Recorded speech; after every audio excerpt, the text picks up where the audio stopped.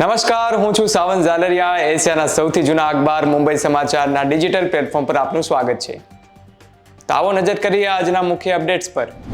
આજે 25મા કારગિલ વિજય દિવસની દેશભરમાં ઉજવણી. વડાપ્રધાન નરેન્દ્ર મોદીએ દ્રાસમાં આવેલા કારગિલ યુદ્ધ સ્મારક પહોંચી યુદ્ધમાં શહીદ થયેલા જવાનોને શ્રદ્ધાંજલિ પાઠવી. પીએમ મોદીએ લદ્દાખમાં સિંકુન લાટ ટનલ પ્રોજેક્ટના નિર્માણ કાર્યની વર્ચ્યુઅલ રીતે શરૂઆત કરાવી.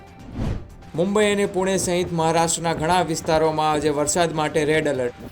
મુંબઈ, પાલઘર, થાણે, સિંધુદુર્ગમાં આગામી 24 કલાકમાં અતિભારે વરસાદની આગાહી.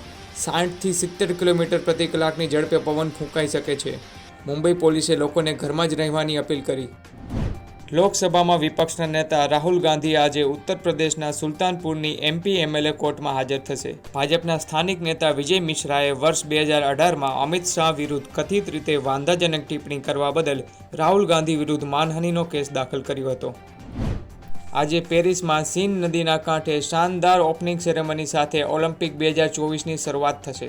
ઓલિમ્પિકના ઇતિહાસમાં આ સૌથી મોટી ઓપનિંગ સેરેમની હશે. આ સેરેમનીમાં લેડી ગાગા સહિત ઘણા ઇન્ટરનેશનલ સ્ટાર્સ પરફોર્મ કરતા જોવા મળશે.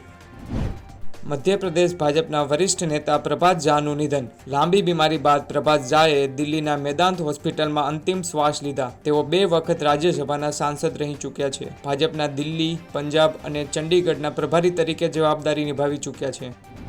ઉત્તરાખંડના યમનોત્રીમાં યમુના નદીમાં ઘોડાપૂર આવતા વિસ્તારમાં ભારે નુકસાન. મધ્ય મહેશ્વર ધામને જોડતો પુલ ધોવાઈ જતા અનેક કાવડ યાત્રીઓ ફસાયા.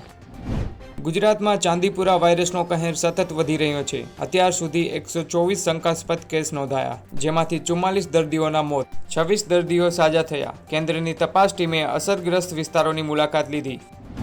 ગુજરાતમાં મેઘમહેર યથાવત. છેલ્લા 24 કલાકમાં 111 તાલુકાઓમાં વરસાદ નોંધાયો. આગામી 4 દિવસમાં રાજ્યમાં સાર્વત્રિક વરસાદની આગાહી. દક્ષિણ ગુજરાત અને સૌરાષ્ટ્રના કેટલાક વિસ્તારોમાં રેડ એલર્ટ, મધ્ય ગુજરાતમાં ઓરેન્જ એલર્ટ અને રાજ્યના અન્ય વિસ્તારોમાં યલો એલર્ટ જાહેર કરવામાં આવ્યું.